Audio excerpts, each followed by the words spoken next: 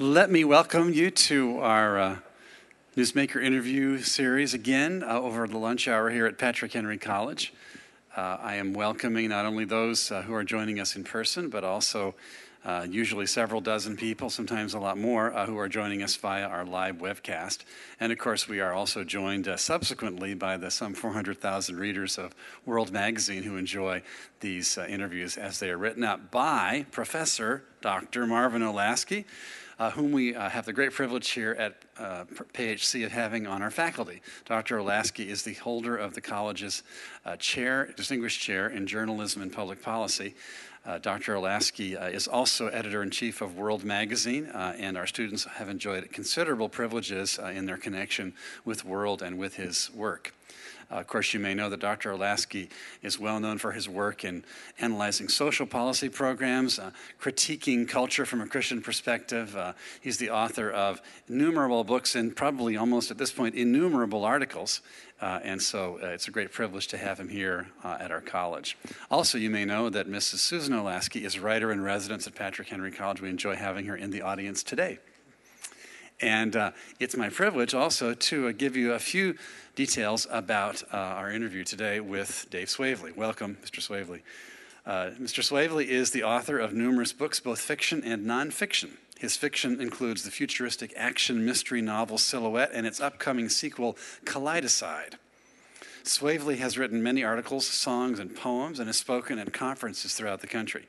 His nonfiction titles include Life in the Father's House, Decisions, Who Are You to Judge, and From Embers to a Flame. He has edited books by Dr. John MacArthur, including Introduction to Biblical Counseling. Swavely has served as a pastor in 4 churches and as a founding principal of 2 schools. He loves playing basketball, watching USC football, and reading graphic novels. He lives in Pennsylvania with his wife and their 7 children. So please welcome Dave Swavely.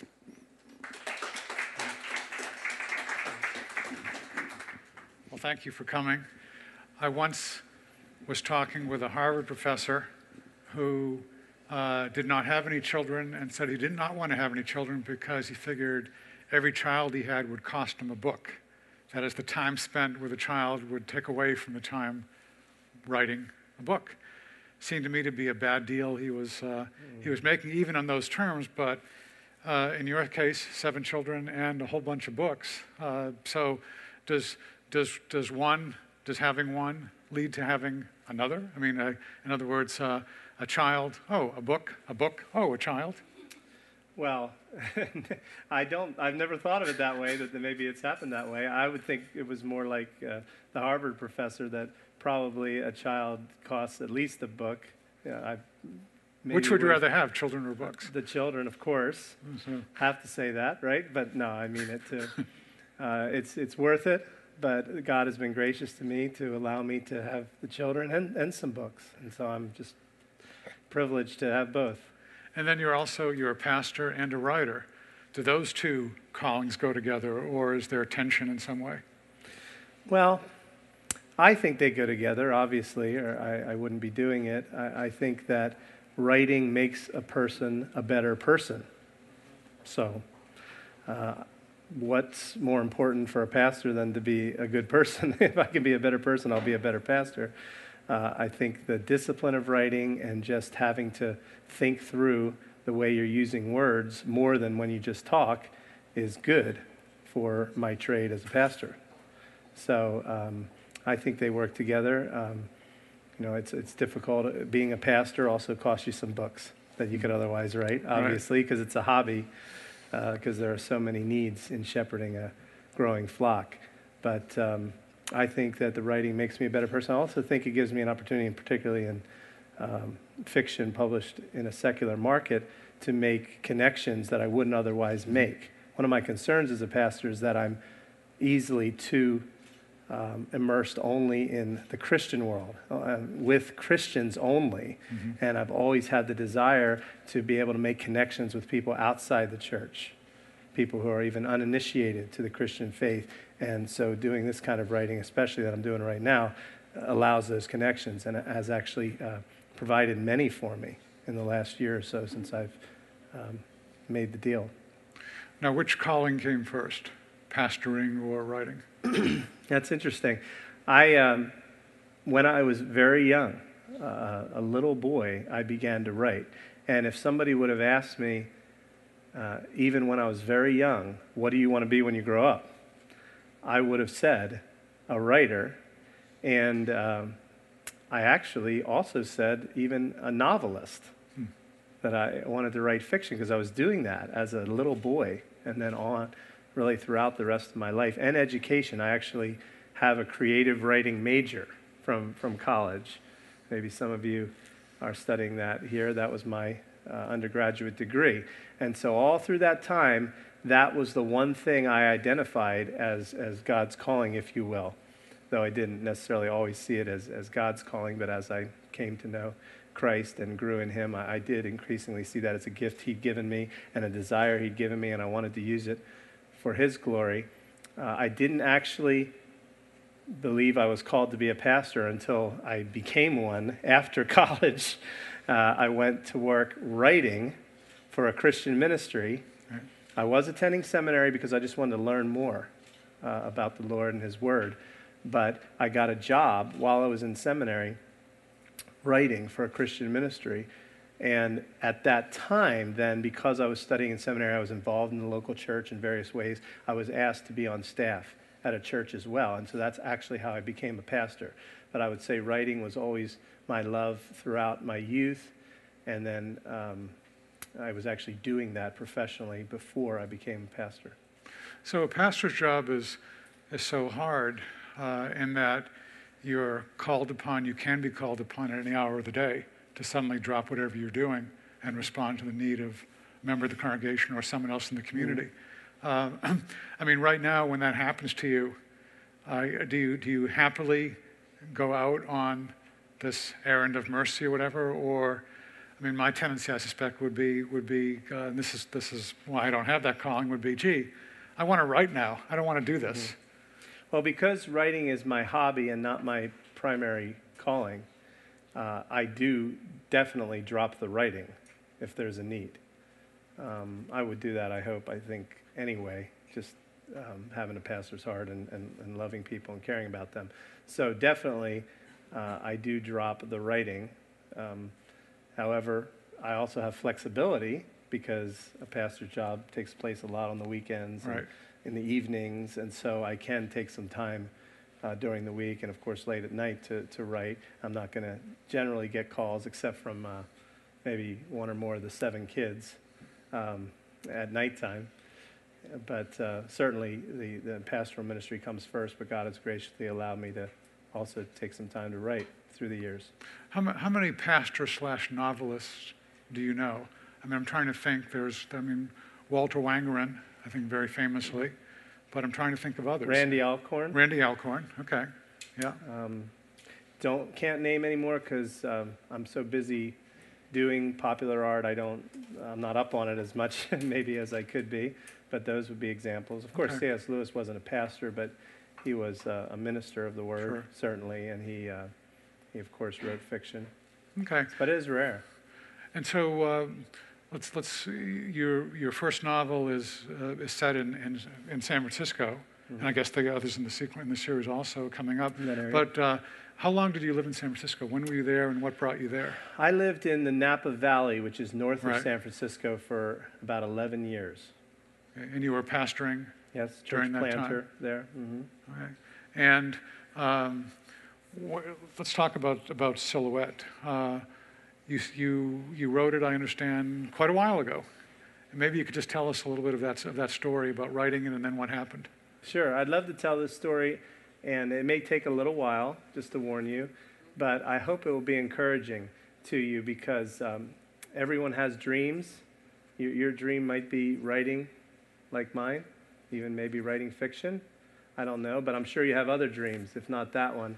And this is a story of a dream come true because ever since I was little, as I mentioned, I wanted to write fiction. And I even hoped, as I grew older, to write fiction for a secular market. That was part of my dream. So I could have connections and influence in the world, so to speak, not just the Christian world. And my dream came true. So this is how it did, and hopefully it'll be encouraging to you that your dreams can come true as well. But actually, I always wanted to write fiction, as I said, and always dreamed of writing a novel. Finally, in the year 2000, so I would have been about 34 years old, I think, at the time, after writing all sorts of nonfiction for other people, doing ghostwriting and so forth, and then my own books in the nonfiction world, I had an idea, and I figured, if I'm ever going to do it, I might as well do it now.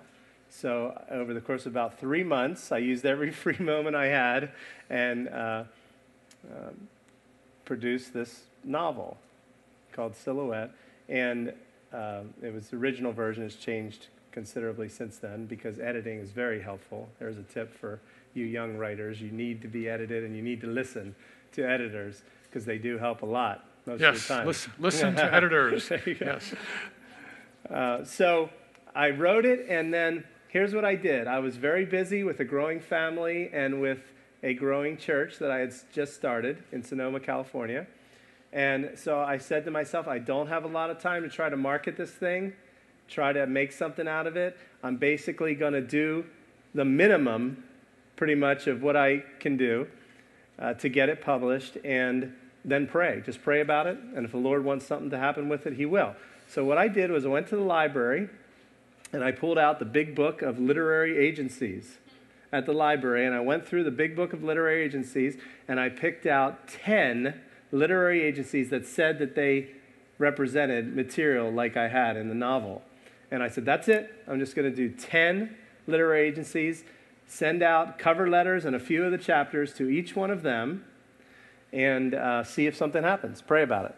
If the Lord wants it to, He will. If not, I won't be writing fiction because I don't have time with my big family and my growing church to do any more than that. So you didn't have any connections, you didn't have any inside influence, you just chose those 10? No, my connections were in the nonfiction Christian publishing world, and none of them were interested in publishing something like this because it's not per se a Christian novel. And so I sent the 10 letters out. And by the way, just as a little note, that's interesting. I had 9 picked out of these literary agencies from the book, and I was just paging through the end of the big book looking for one more to put down on my list to send out cover letters and solicitations. And I came across the William Morris Agency. And I just chuckled to myself because it was the only agency I recognized, the name, in the entire book. In case you don't know, the William Morris Agency represents all the biggest stars in Hollywood. If you're big, you're with the William Morris Agency. And so as a joke, basically, I wrote down the address to the William Morris Agency because they have a literary agency as well. And sent these out. And that was it. That was all I was going to do. So what happened was I got 6 no's back, 3 never responded.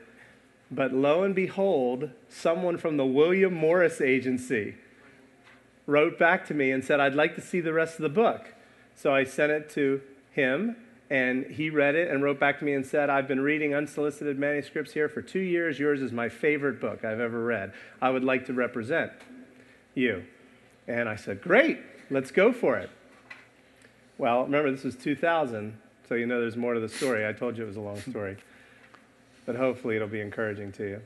A month later, the same man called me back and said, Dave, I am so sorry. I was all excited about selling your book and a series and so forth from it, but I just got offered a great job in the film industry, and I've been hoping to get into the film industry, and I'm going to do that. I'm sorry, I won't be a literary agent anymore. He said I could take the book with me and see if I could try to sell it here and there, on the side, or we could try to find you another agent. I said, you know what?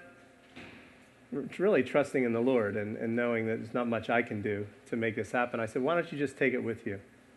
I figured, what are the chances I'm going to find someone else in Manhattan that likes my novel enough to champion it?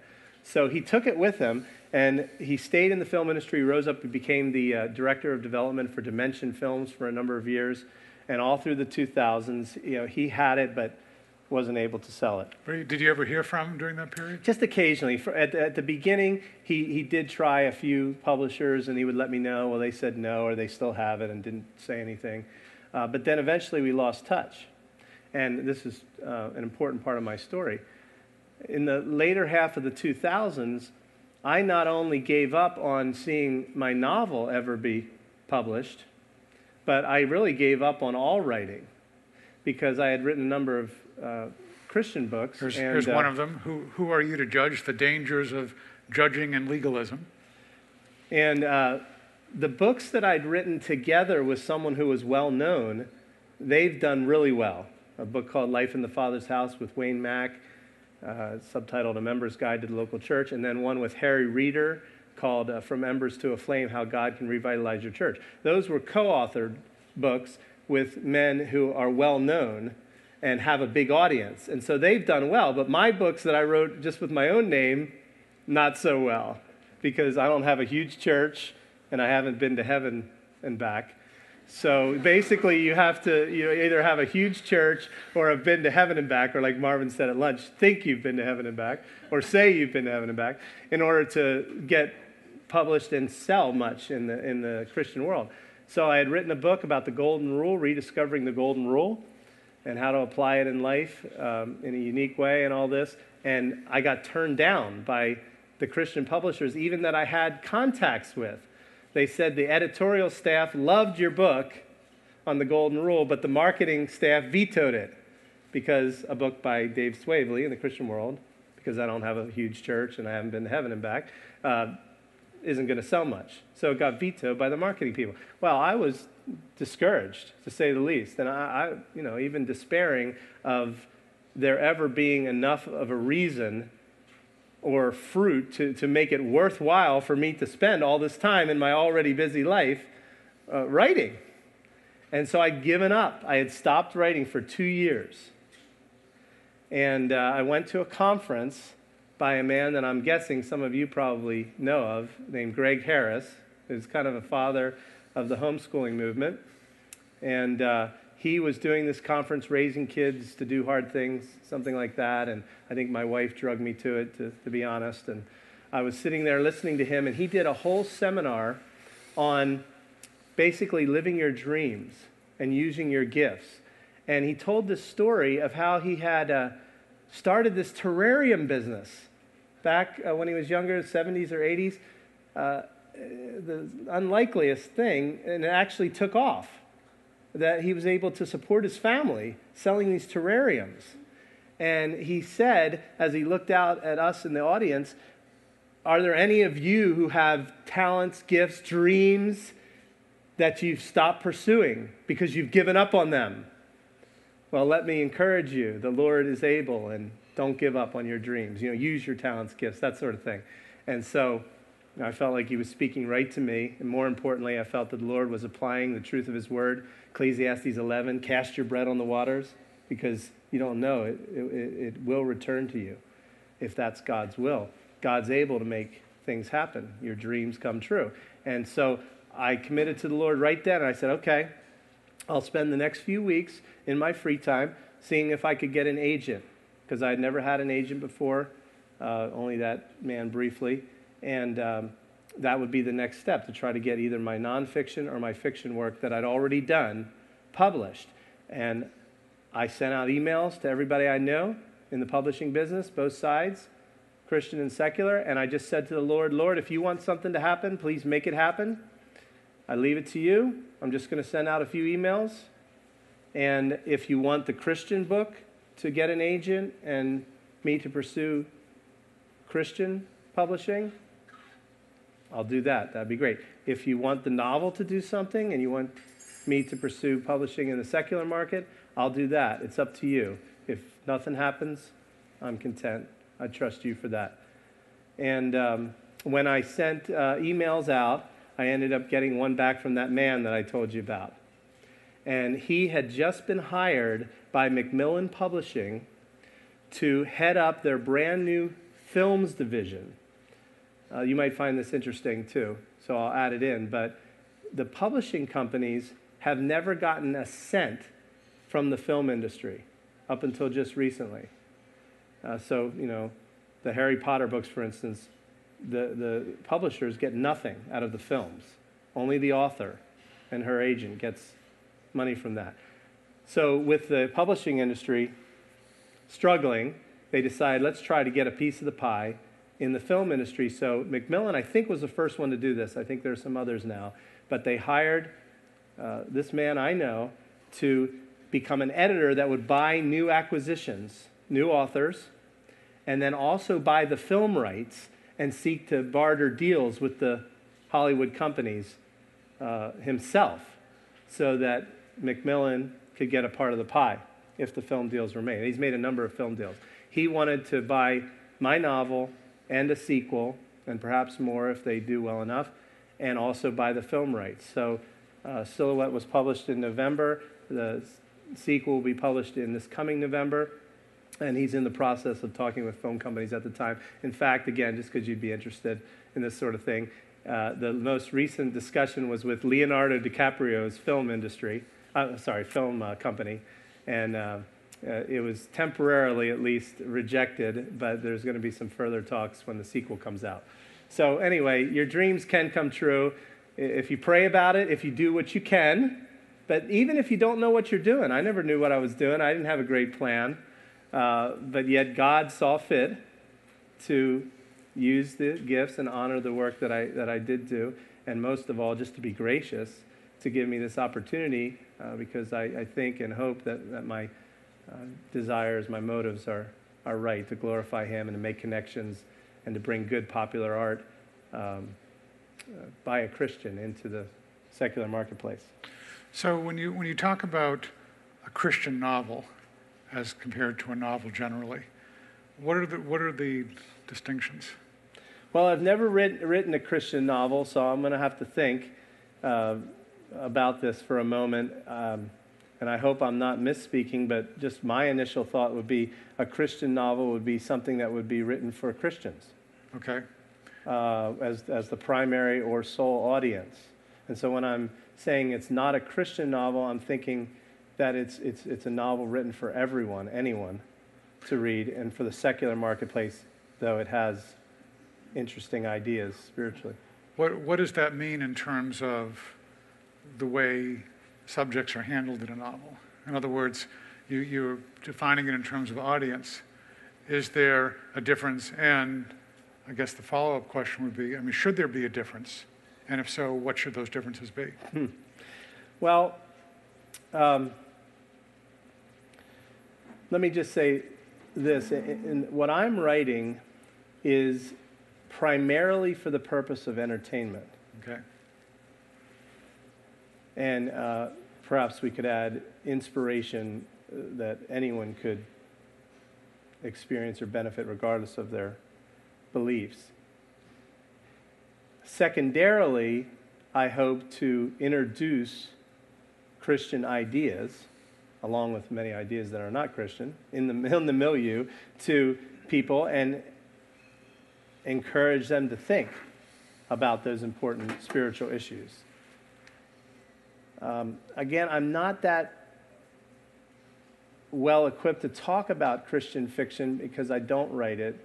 It seems that I guess entertainment would be a primary goal of a lot of Christian fiction. I'm just thinking as I'm talking. Yeah. You would probably know better than I would because you're more versed in all the different stuff. You tell me. Well, let me read a couple of segments or summarize a couple of segments. This is the book Silhouette.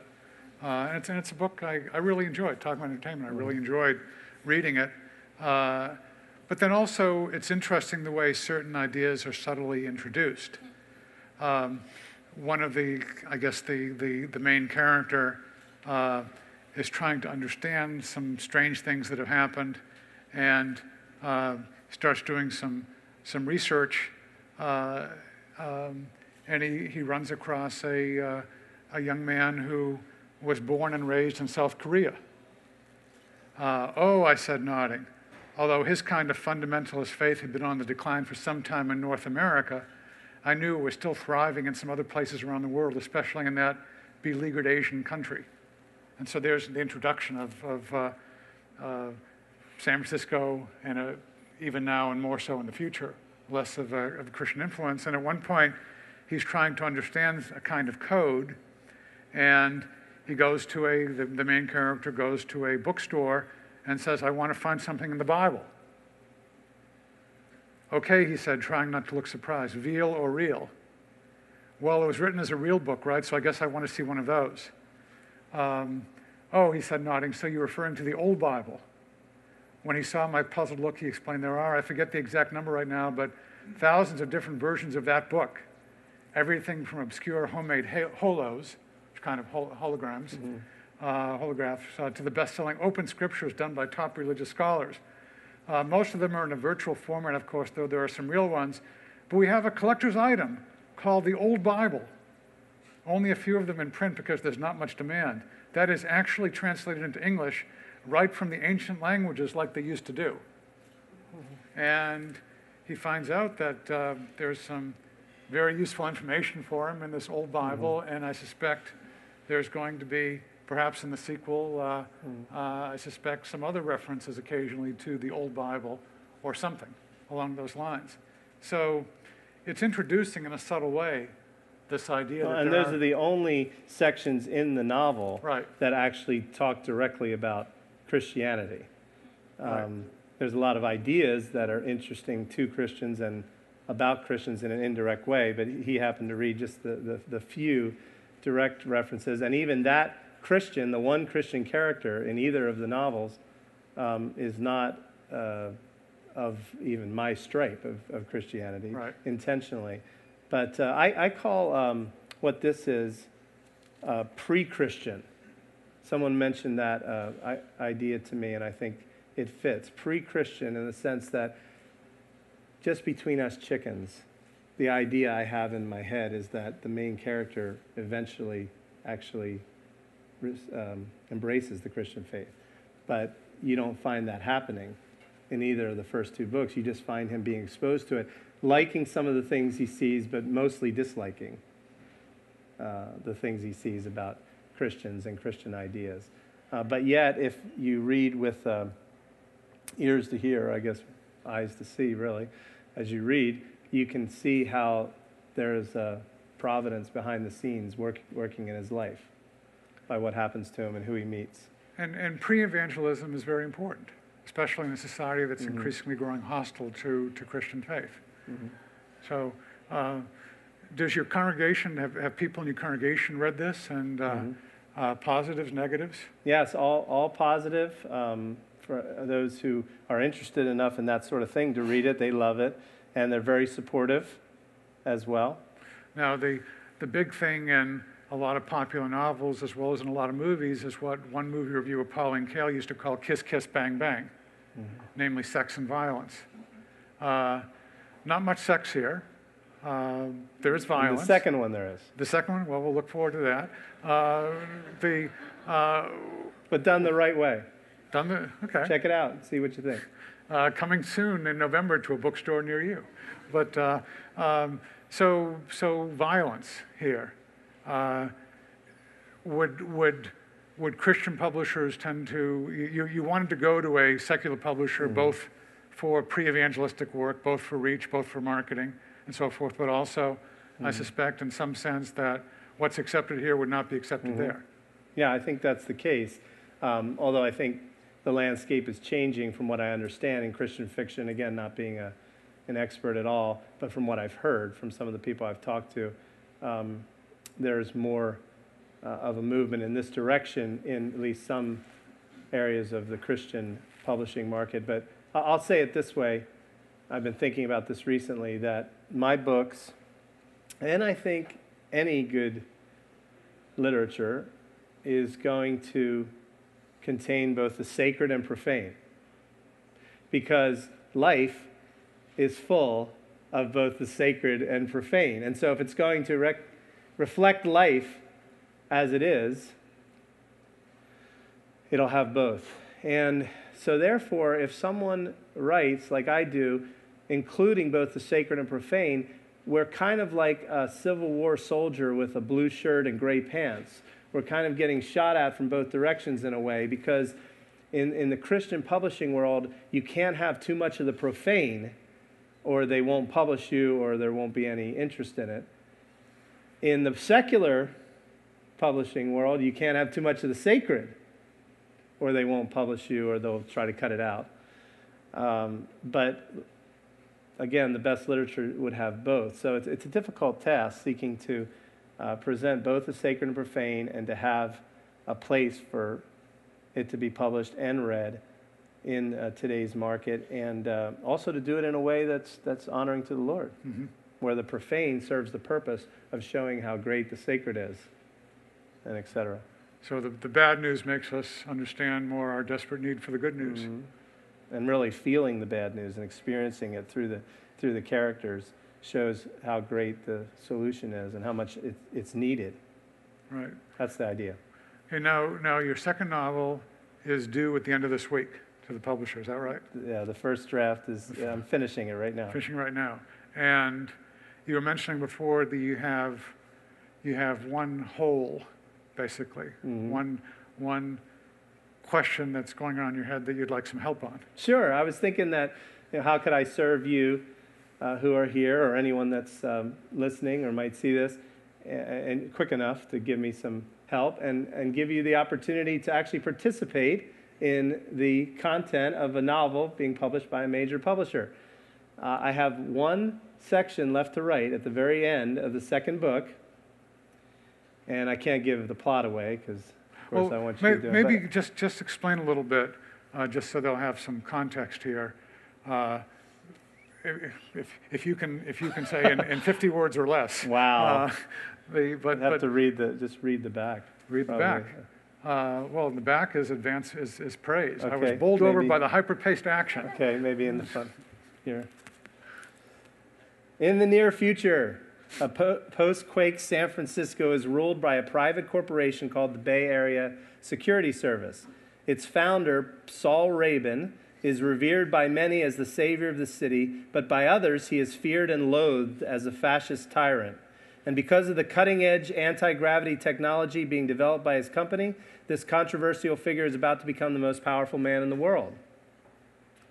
They've made a new development, and this is bringing the whole world to his doorstep, wanting this new development in technology. To his protege, Michael Aries, the old man is a mysterious benefactor whom he respects and admires. But when Michael's daughter and best friend are brutally murdered, he follows a trail of evidence that leads dangerously close to home, closer than he could ever imagine. One of the interesting parts about the story is the new frontier of the interface between computers and the human brain. So neural cyberware, both communication and possibly control that could occur. That's an integral part of the plot of both novels.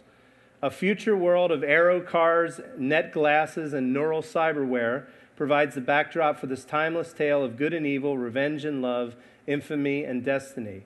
Fans of Blade Runner and Ghost in the Shell will love this page-turner filled with thought-provoking images of dark shapes that, despite their pain and power, could never blot out the light that surrounds them. That's the visual image and the theme of the silhouette.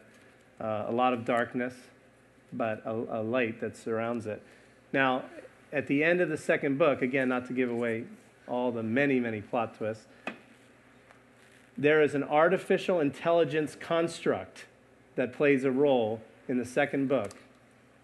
And what I want to explore in this last conversation in the book, that you can help me with if you want, is what is the difference, or what would be the difference, between the remorse that a human being has over his failures and abuses of others, perhaps, and the remorse that an artificial intelligence would have. What would be the difference? Something I'm thinking about right now and going to put in the book before the week is done. So if anybody has any idea, what would be the difference? I mean, because you could program some type of guilt, right? You could program some type of conscience, but would there be a difference between a programmed piece of software, basically, however complicated it may be and complex, and an actual human being and his perspective on his sins, if you will. So there you go. Afterwards, talk to me, send me an email, let me know, and maybe your idea will get in there. I'll put it in if it's good, of course. Your email address is?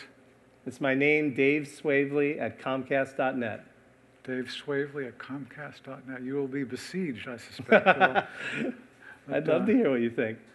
So, we have a contestant right now who's going to. Okay.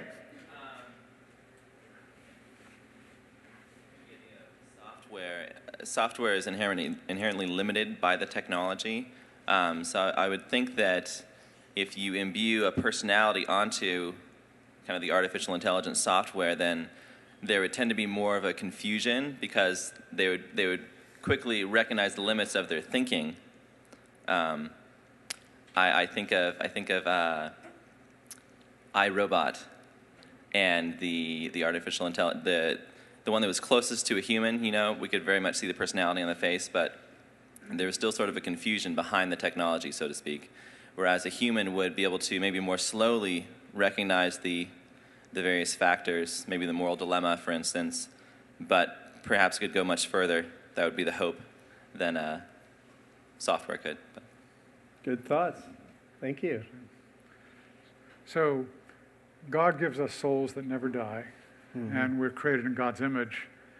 So, I suspect what would happen would depend upon whoever the creator and the programmer is, whether the goal would be to try to program, in a sense, an imitation of Christ, we're created in God's image, and for us to do that, or a lot of people would want to create in their own images, and so forth. So I guess the question I have is, who's doing this here? Is it a good guy or a bad guy?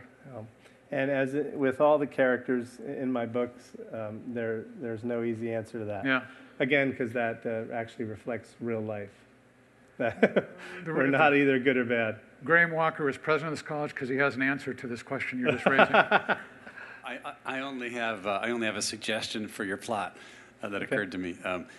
Software programmed remorse. That's the basic question, right? What would that be like compared As opposed to an actual yeah. human being? Well, one thing that occurs to me is that there's this irrepressible human impulse to pay the penalty against self, self-harm. Now, I think that's unhealthy for two reasons. It's psychologically unhealthy, and of course, it turns away from the real penalty which God provides through his son, Jesus. However, it is a very human thing to want to hurt yourself in response to what you did something wrong. Whereas I should think that any programmed intelligence, it would be counterproductive for it to harm and destroy itself. And so that might provide a limit as to the distinction between the two types of remorse and maybe the self-harm impulse. I like it. I like it. Both good ideas. Yeah. So you would. There are very sadly a lot of young women who are cutting themselves out of sadness and remorse and sin and so forth. So a computer would not be cutting itself in that sense, perhaps. But anyway, just grist for your mill. So. Let me ask a couple other things here, and then we'll turn this over for questions. This book, Who Are You to Judge? I thought was interesting. Did not sell well, from what you were telling me, but I want to just ask this: you write, to help you learn and practice spiritual skills, I want to suggest 5 questions that you should ask yourself whenever you find yourself forming a negative opinion about another person. Now, this book came out in 2005, so this is a hard question. 8 years later, what are those 5 questions? Okay, I'll do my best to remember them. The first 2 are helpful to remember the biblical definition of the sin of judging. So I definitely remember them. What is judging? What is not? Some people say to me, the thing I like about you, Dave, is you're not judgmental. Other people say to me, what I don't like about you, Dave, is you're too judgmental. So what is it? Am I judgmental or am I not judgmental? The fact is, the term judging, when we think of do not judge, it means something different to pretty much everyone who uses it. And so I was trying in the book to actually define it biblically. What does the Bible mean when it says do not judge? When it talks about the problem of judging or the sin of judging, which it is, because we're commanded not to do it. So the first two questions really reflect that definition that I think arises from a study of Scripture. One is, does this judgment involve any preferences that I have that are beyond the Scripture? So is this judgment based on the clear and sound interpretation of Scripture or on my own ideas and preferences? And that's part of the definition of improper judgments, is judging based on something that God has not revealed. 1 Corinthians 4:5 contains this definition. Do not judge, because wait till the Lord comes. He will reveal the things hidden in darkness. Skegrapte, the word that's used for, as the Scriptures say elsewhere in the New Testament, things above the Bible, things beyond the Bible. Don't judge someone else based on those issues. Secondly, so far, so good. Thank you. Secondly, does this opinion that I'm forming involve any judgments about what's in the person's heart? Their motives, their desires. Because that's the second thing 1 Corinthians 4:5 says, we should not judge the motives of men's hearts. That only the Lord knows them, and only the Lord can reveal them in the end. So does this judgment include any opinion about what's going on in the other person's heart that he hasn't expressed or clearly shown by his actions? And then I'm going to say, are any of the facts missing? Am I missing any facts? Jesus said, don't judge according to appearances, but judge righteous judgment. So we do need to judge, but we need to judge according to what we know, what God has revealed or what has been revealed by the person. Then the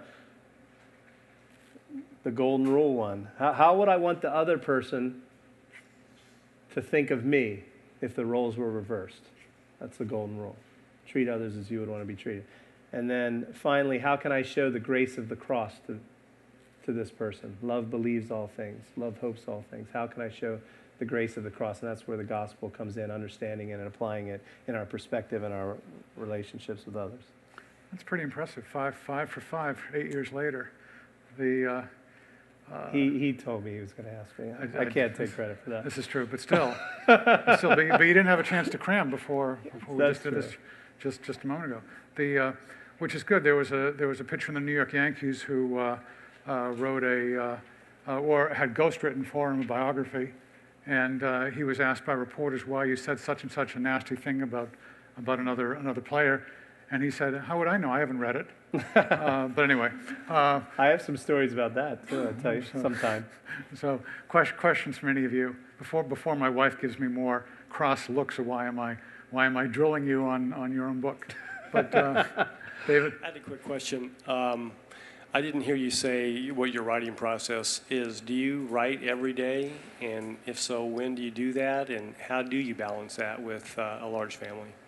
No, I don't write every day, though I think that's good advice. We've heard from many people to do that, but just because of my schedule limitations, I have to write when I can, and that usually means maybe a day or two later in the week during the day when I've gotten all my other work done and have a lot of things coming up on the weekend to do, and so I have the freedom to take some time off for writing. And then late at night, when it's quiet, and as I said earlier, no one's demanding my attention. And then when I get a break, So I went down to the San Antonio Independent Christian Film Festival a couple weeks ago. Highly recommend it. It was very good.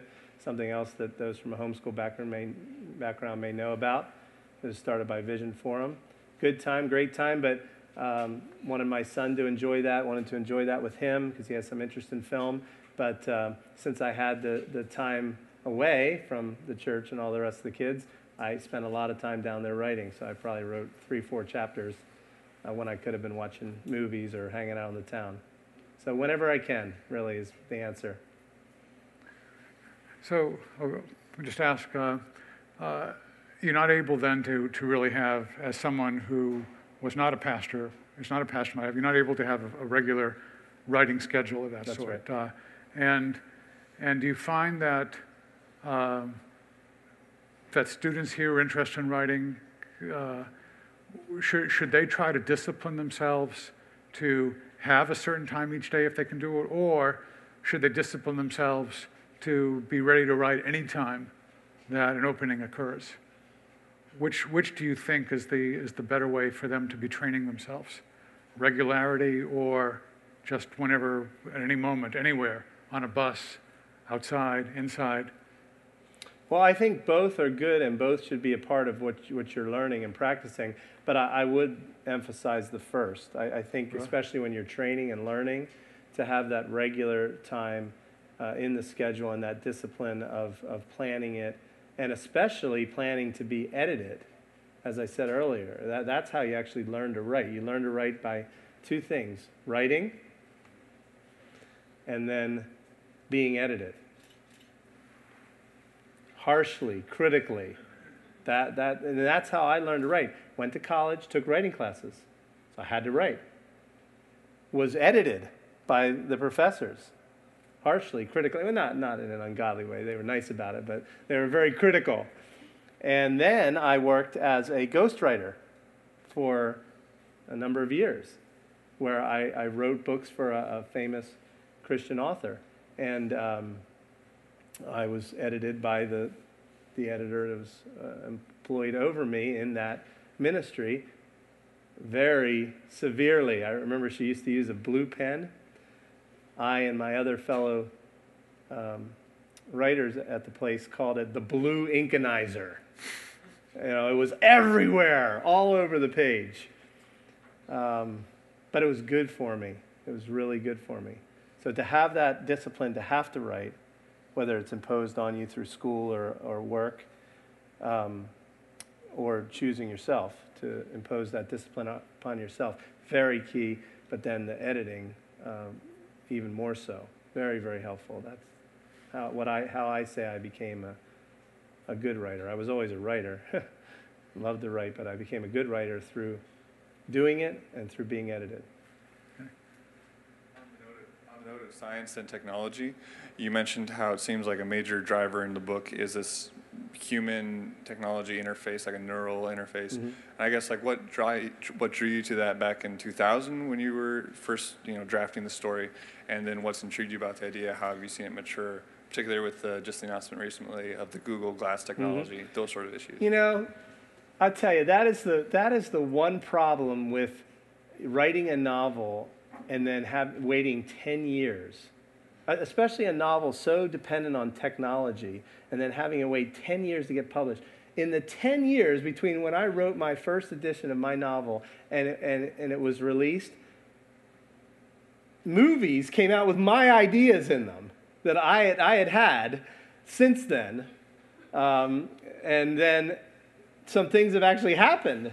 Like it said in the synopsis there, a big part of the technology in the novels are these net glasses, the personal computers on glasses. Because a lot of the educated people in the world I'm creating don't want the neural cyberware because they fear getting a whole lot of spam, at least, into their brain. But worse, they fear external control. And so they're still using external, but they've gotten smaller and smaller and smaller.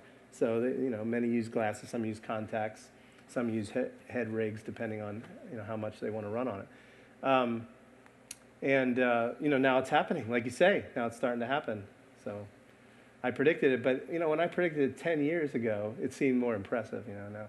Now everybody will think I'm just lifting it from the headlines. Anyway, what was the question? What do I see happening with that? What intrigued you about the idea originally? Well, it makes for some interesting plot possibilities, right? The whole idea of external control, and that was basically what fueled me to write the novel in the first place, because I thought this is something that hasn't really been done before, a murder mystery based on the use of neural cyberware and the possibility that someone could cause someone else to commit that act without them knowing it or choosing it. And so it's a deus ex machina. It's a MacGuffin that you can use to drive a plot. But I'm interested in that kind of technology to begin with, just from popular art that I like William Gibson's early books and some other science fiction that I've read. And then I'm also interested in it because I think it raises the whole issue of who is man. Are we merely biological? Or do we have an immaterial part that is not just a part of us, but in fact really us?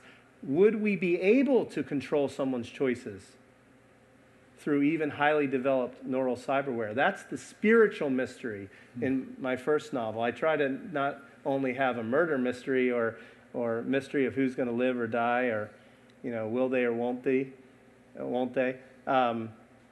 in the interpersonal relationships, but I try to have a spiritual mystery in everything I write too. So in the first book, the spiritual mystery, is it actually possible to control someone, or to what degree?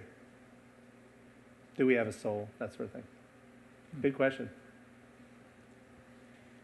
Hi. Hi. I think a common struggle for aspiring authors, maybe specifically fiction writers, is to have dozens of story ideas in your mind at all times, and to begin the process of writing stories. And then instead of ending up with any complete manuscripts, you have 3, 4, 5, half stories. Did you ever struggle with that? Did you have any tips for those of us who are really good at starting and really bad at finishing? And how did you choose which story was the one you stuck with? Well, that's a great question. Just to jump in and give a quick answer at the beginning, which I'm sure is not that good of one. Quick answers usually aren't. But pick the best one? No. Pick the best idea? Because, you're not going to have many chances. This is it. This is your chance. I remember reading an interview with Joss Whedon about writing Firefly. And he said that when asked, why do you think it's so good? Why do so many people appreciate it so much? He said, I think it's because we thought we were being canceled every week, so we had to put all the best ideas in every week. I thought that was interesting. And that's how I try to actually approach what I'm doing. And it helps to have so little time, as we've talked about quite a few times here. But I think it's true of anyone. You don't have much of an opportunity. Your time is precious. Use the best ideas first. And then take the second or third or fourth ones and put them into that same story. Just tweak them for how they can fit. Because if you're writing a novel, you're going to need a lot of ideas. So that's an initial thought. Get help from others. Say, what do you think? What do you think about this idea? Is it worthwhile? Ask people who are crazily immersed in pop culture and literature and all that. It has to be good for something, right? When they watch too many movies and know all the game plots and all that stuff, ask them, because if your idea is something that's already been done or is out there right now, they'll probably know that. And then you can X that one off, because you want to do something that's a little different, that has its own market and own interest. So those are some thoughts for you. Aspiring writers often just want to focus on the artistic process, but the practical side often is financial. And I think the impression is that once you sign a contract with a publisher, your financial worries are over. It can mean lots of different things with different types of projects, but are your financial worries over as far as an author? And are you wanting to become a full-time? Would you hope to just be able to write and support your family that way? Well, the way I answered that is, in my flesh, I would like to be able to write. But I don't think that would be a good thing or good for me, because I believe the Lord's given me gifts and abilities in pastoral ministry and in teaching, which I am also a teacher. And so I really believe in God's providence. The reason he didn't have this thing published, even though I had a great connection 12 years ago, I really believe the reason he didn't have it published and take off was because he wanted me to start this church I've recently started. And he wanted me to minister to the people that he's given me the privilege of ministering to through shepherding and counseling and mercy ministry and so forth. So I trust in God's providence for that because I see that I'm gifted in different ways. I'm sort of a wannabe polymath. I'll never be anything like Ben Franklin, who in a class I'm teaching right now, which is Omnibus, by the way, published by Veritas Press. They can thank me for that plug. I'm teaching a class, and we're studying Ben Franklin right now. And he was a polymath, if you know what that means. He was incredibly good at a lot of different things. Well, I'm a wannabe polymath. I like doing a lot of different things, and I hope to be good and getting better at all those different things. And that's kind of who I am. And so I think it's actually better for me and for the kingdom that I don't write full time, though I would love to just be off by myself. I'm that kind of personality. Actually, I have to work to be with people and love them and care for them and so forth. So in my flesh, yeah, I'd love to just go off and write all the time, but in my spirit, I know the Lord's gifted me in different ways, and he wants me to be involved, at least for the foreseeable future, in pastoral ministry. And frankly, since you asked the personal question, I'll just answer it personally. I would love for the rest of my life to be involved in both pastoral ministry, teaching various subjects, and writing. That would be what I would love to do if God allows. Is there a crossover between sermon preparation and novel writing? As you've been writing this novel recently, are things you were thinking about in terms of your sermons playing into it, and does it go the other way? Yeah, I think it's back to what I said earlier about writing makes you a better person in many different ways. So the discipline of having to think through how I'm putting words on a paper, just that alone, and the structure of narrative helps me in then communicating the word in a way that's narrative friendly and oriented. Also, the creativity, being creative, is I think something that adds a lot to preaching the word, teaching in the classroom, and so forth. So I think that they help each other. The pastoral part and teaching in a Christian environment as well also helps with the fiction writing because it reminds me of what's important and helps me from just getting off track in the fun violence and not putting anything of substance in there as well. So I think they help each other out. I hope that my messages on Sunday and my teaching are not just like my novel writing. They're two very different things. There's a different hat to being a pastor or a teacher and then being a novelist, especially with this kind of thing. But they do, I think, help one another. Yeah. So Christians who are CEOs of businesses sometimes talk about the double bottom line that they have. That is, they need to have their company be profitable, but they also have a different way of measuring profit, also beyond material. And I suppose for a novelist, there's something similar. I mean, you want to have action and entertainment. You have to have that in the way you have to make a profit in a business, but you also have other objectives in mind too. So you have a double bottom line in writing. Well put. So that's the idea.